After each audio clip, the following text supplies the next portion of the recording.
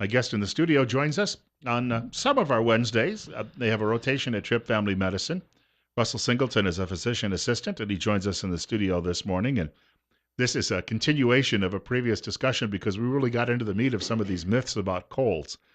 And why do we talk about that this time of year? Well, some of you may already be suffering, and the rest of us will by the time we reach February, and maybe a couple of times between now and then. But first of all, welcome back. Thank you. It's I great to want to be make here. sure that that's the right microphone. Is say hello It's again. great to be back. Thank you for the invitation. Sounds Always a great. pleasure. Yes. I was trying to Before make we people have to hear you. This is the important part of the program. well, before we start, Bill, there actually is one important thing that I want to say, and that's to remind our listeners about a coat drive that we're sponsoring at Trip Family Medicine. Because we're talking about cold weather today, it's apparent that it's getting colder. Yeah. Our garden's about done for the year. Um, we want to try and address the need for children and adults that need warm winter clothing before the snow flies. So our goal is 50 by the 15th. We want to try and wrap this up by the 15th of November, and we have a big donation box in the office at Trip Family Medicine. If you have a gently used child or adult coat, please bring it by. Uh, One cool thing that we're doing this year is we're including little tags, like a gift, well, not a gift card, but like a greeting card almost, to where you can include some message with the gift, with the coat, to make it a little bit more personalized. And if you don't have any extra coats laying around, you would accept monetary donations. And actually, Deseret Industries across the street from us Mhm. has brand new coats at deeply Beautiful furniture discounted too. I mean, rates. they have great stuff over there. That's my favorite place to shop, but they've got some great coats, really, and they're brand new. So, I mean, even if you're looking for something for your own family, check out Deseret Industries. If I wanted to donate an old starter jacket, I got to make sure though, because if it's a Seahawks fan, they wouldn't want like some other team. So That's right. You got to be careful, and of course, Boise State apparel is always appreciated. it's true. Well, we wanted to point out that this is the common cold season too, and we're trying to remind people that cold weather does not. We brought this up before. It does not cause the colds. And we ran through a number of the myths that are out there, but you have multiple ones, and these will not die. These are myths that seem to be with us almost permanently. Yeah, that's right. And I think actually, Bill, we really only went through that first one last time, that you can't catch a cold by being out in the cold. We For the last couple hundred years, we've understood the germ theory of disease, and you have to understand that the cold virus is a physical, tangible thing. It's a virus, and unless you get that virus into your system through inhalation or through some other method, you just can't catch a cold or the flu or pneumonia or bronchitis. These are all infectious diseases. So the conversation last time was about, well, why is that? And just to summarize, there's some belief that maybe these viruses are more stable in the winter, in the colder temperatures, and so they're more powerful, or they're more virulent. And we spend more time indoors, and we don't wash our hands enough, and so today we're going to pick up on how to prevent those colds and how to treat them, talking about some of the popular folk remedies, the vitamin C, the zinc, the echinacea. I've got some interesting uh, statistics to share, some studies. So that's what we're going to pick up today. How do you treat a cold, and can you prevent a cold? Can you use vitamin C, zinc, and echinacea?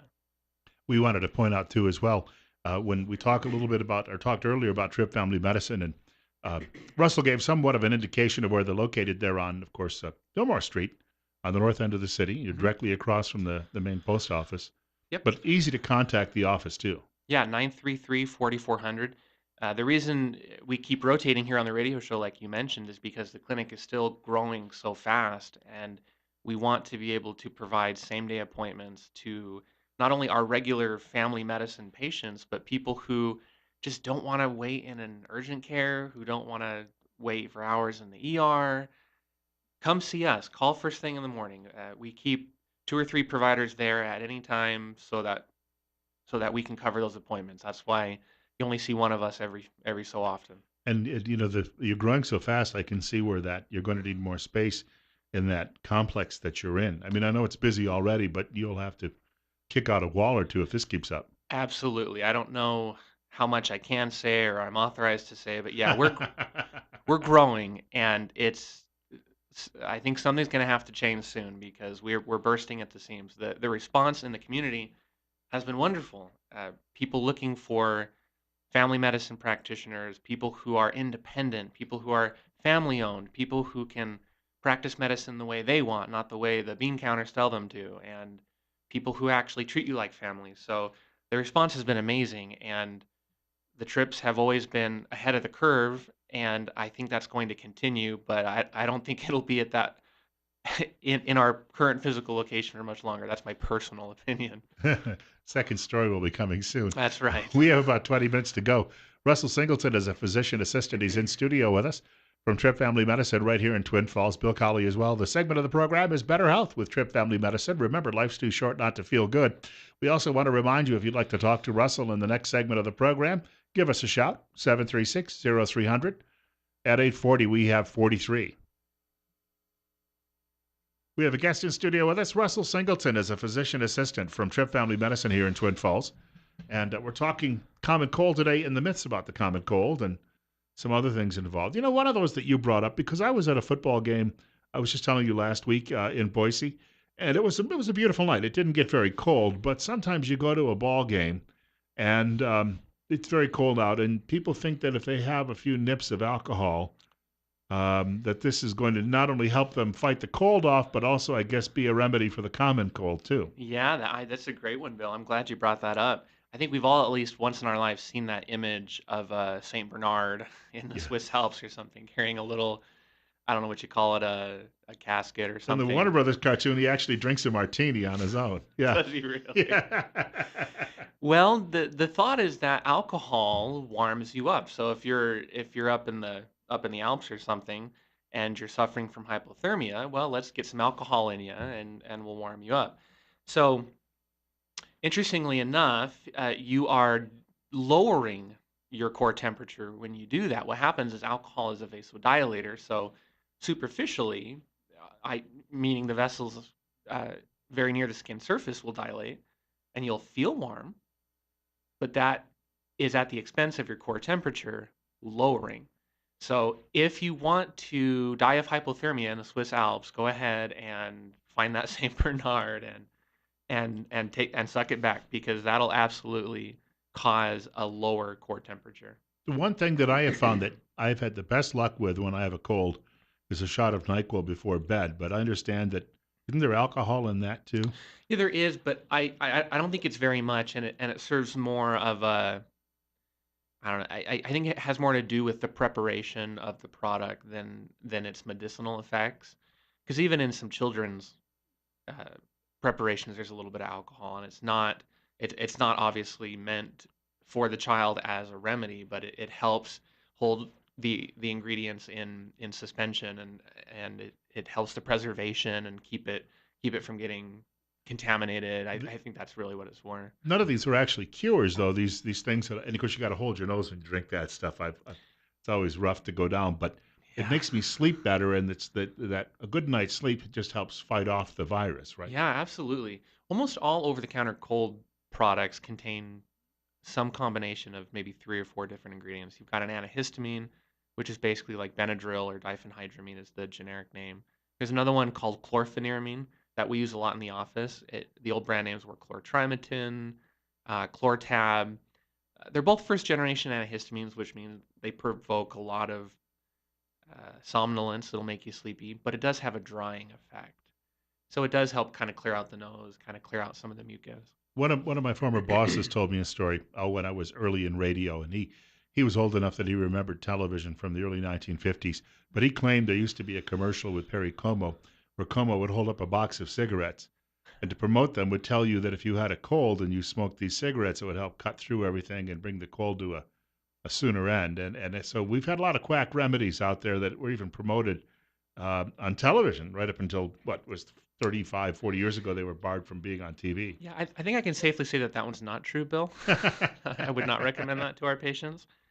In 1995, the Brits did a study actually comparing what alcohol and other substances would do to core temperature, and sure enough, that it's not just theory, that was borne out in a scientific study that alcohol does lower your core temperature in the long run. So if you're out at that ball game, it's not necessarily a bad thing to have a drink, but you better be bundled up.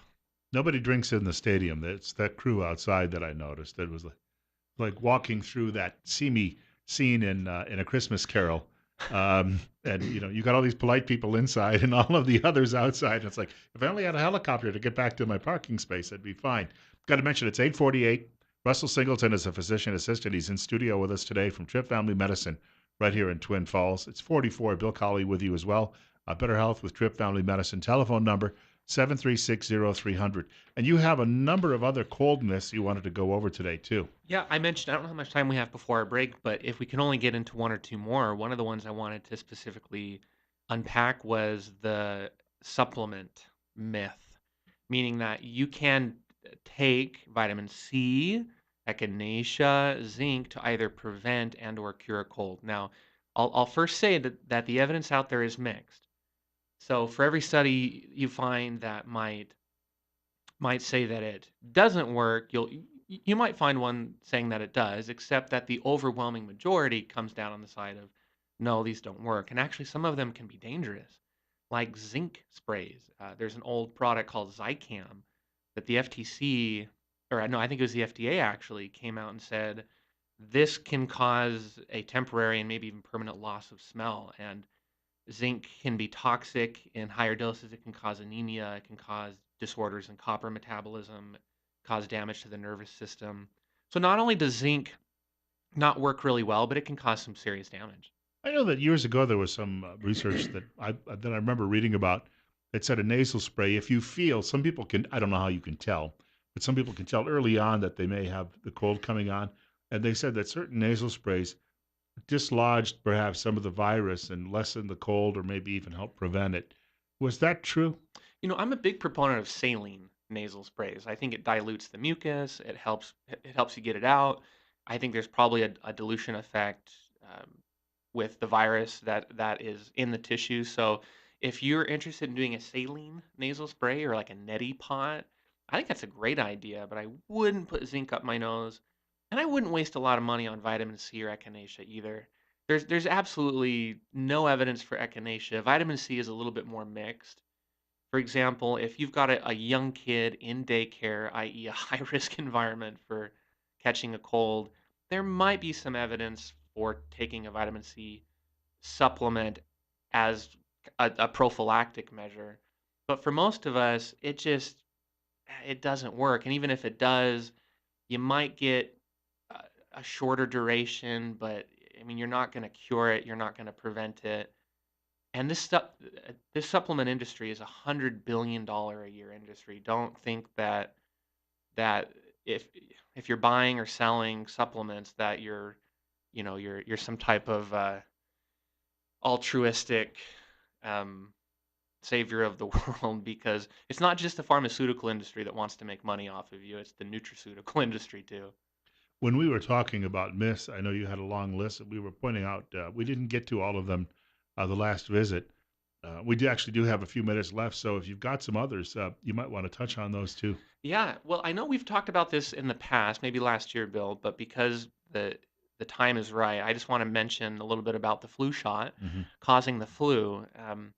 So in a nutshell, just to make sure and get the message out, the flu shot cannot cause the flu. Now, the reason is most of the time what you're being injected with is not even the flu virus. It's a recombinant vaccine, meaning we've basically built something in the lab that resembles the virus. It can't cause the flu. It's not the flu virus itself. Other times we use a killed vaccine or an inactivated vaccine, meaning we've basically decapitated the virus and it can't do anything except resemble the original enough to trigger an immune response. But that being said, some people do experience some pain in the arm, some redness, some swelling. They get maybe a low grade fever, uh, headache, maybe some body aches, and they think that is the flu. And I hear that, and I don't want to discredit that. I know that's common, but interestingly enough, When a study was done comparing the side effects of the actual flu shot to a placebo, meaning a saline shot, there was no difference. People could not tell the difference. They couldn't tell which was and a blinded researchers couldn't tell the difference either. So I've started to think that, well, maybe it's the body's immune system just revving up and fighting that virus, and all those inflammatory chemicals being produced by your immune system make you feel kind of sick. I think there's truth to that. But when you look at a study like this that compares the flu shot with a placebo and no one can tell the difference in terms of side effects, I think you just have to accept the fact that the flu shot does not cause the flu and maybe doesn't even cause as many side effects as people think. So there's got to be other reasons for it. And if we have more time before a break, we can unpack those too. And yeah, we've got about 5 minutes to go. We might as well go ahead. So oftentimes people wait too long. The flu shot typically becomes available sometime in August, and the CDC has said in the past that as soon as it becomes available, get it. Because it lasts not only for a year, but maybe even a little bit longer for a year. The struggle is really whether or not researchers were able to accurately predict the prevalent virus years earlier when they were preparing this vaccine, because it takes time to mass produce it. And sometimes they're wrong. I mean, a couple of years ago, it was like, man, I think it was maybe even as low as 20% efficacy or 40% efficacy. And we shoot for, 60 or 70% efficacy. But sometimes people wait too long and they get exposed to the real flu virus. While they're while they're waiting for that virus or vaccine to actually take effect. Yeah, because it takes about 2 weeks for your body to develop immunity. So if you've already been exposed or you're exposed during that 2 week period, it's too late. I mean, if your coworkers start coughing and hacking and you think, oh man, I better go get my flu shot, it's too late. You've probably already been exposed to it. That being said, the flu season really peaks in January, so there is still time. Get it soon, but don't worry about whether or not you're actually going to get the flu. Because if you get the real flu, you'll know. I think the newspaper is doing a clinic, in fact, at CSI this weekend. But I noticed that no matter what drugstore you go by any longer, and even some of the drugstores and the department stores and your office, any number of places people can get them. It's not like you struggle to find a place to get the shot. Yeah, not only can we give them in our office and oftentimes give them for free because it's part of your wellness benefit, but we offer a high dose flu vaccine for those that are age 65 years and older. At that point, your body starts to become less effective at mounting an immune response. So it requires a higher dose of that antigen to stimulate a response. So you get the high dose flu shot. And that's really recommended for those that are 65 and older. And I have noticed too that many times that I drive by and I see the signs outside the various pharmacies. The cost of getting this done is, you'd spend more money getting your breakfast over at a couple of diners in town. Absolutely. If you were going to pay out of pocket, you're probably talking 25, $35, but you're likely going to get it for free. So don't let that deter you. And I should also mention too, I've had a number of patients recently who are maybe expecting a baby in the family, or who are pregnant themselves, or are expecting grandkids, and they're thinking, well, I don't know if I should really get the shot. I don't want to get them sick. And as much as I love them, I kind of just want to shake them a little bit and say, not only can you not get the flu, therefore you can't spread something that you don't have, but you're actually putting them at higher risk by not getting it. Because if you get the flu as an adult, you're going to be okay, probably. But if your premature infant gets it, Hmm. if your 85-year-old grandmother gets it, those folks can't protect themselves as well, and it's probably going to be you that gives it to them. So get vaccinated. You're the one who really needs it. I was going to say, even if you're somebody who's 30 and you're in great condition and you work out all the time, I've seen a lot of people lay low for a week by getting the flu, and they're just miserable while they have it. Yeah, if you remember a couple years ago when swine flu was prevalent, it hit people hard. And I think once you've had the real flu that lasts a week to 2 weeks, you have a 103, 104 fever, severe body aches, headaches, exhaustion, and still all the upper respiratory stuff, the coughing, the sneezing, the chest discomfort, you'll be a little bit more motivated to get it. And you can tell I'm very passionate. I just believe in in preventing things that we shouldn't have to suffer through. So We want to thank you for coming by today, and we've got about 30 seconds to go. For people who'd like to get in touch with your office, a number of ways they can do that. yeah, give us a call 933-4400. We're on Facebook. We're on Twitter. If you're interested in supporting our coat drive, we ask you to go on Facebook and actually click the link that says that you're interested and share that post and help get it out because these coats will, first of all, go to the Valley House, and there's an increased need this year. And then after that, they'll go to various other children's agencies, schools, and there's just nothing better we can do this time of year than lend a helping hand to someone who needs it. Want to thank Russell for coming by. And coming up next, an election special. We're going to be joined in studio by Steve Millington and Randy Staples throughout the next hour here on Top Story with Bill Colley on KLIX. 9 o'clock news from Fox is ahead.